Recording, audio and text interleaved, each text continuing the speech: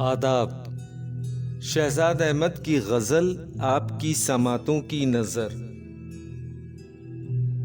रुखसत हुआ तो आँख मिलाकर नहीं गया, वो क्यों गया है ये भी बताकर नहीं गया।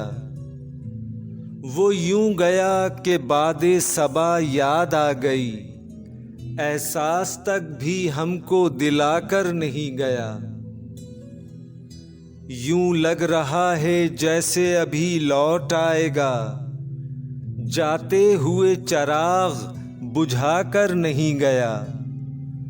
बस एक लकीर खींच गया दरमियान में, दीवार रास्ते में बनाकर नहीं गया।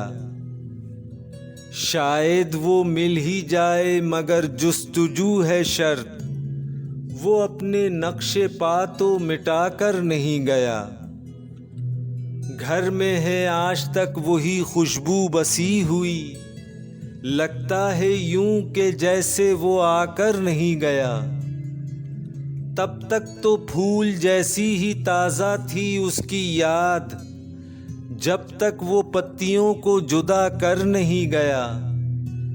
रहने दिया ना उसने किसी काम का मुझे, और खाक में भी मुझको मिलाकर नहीं गया। वैसे ही बेतलब है अभी मेरी जिंदगी, वो खारो खस में आग लगाकर नहीं गया।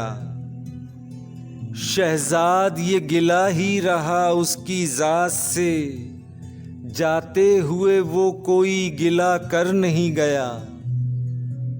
रुखसत हुआ तो आँख मिलाकर नहीं गया, वो क्यों गया है ये भी बताकर नहीं गया।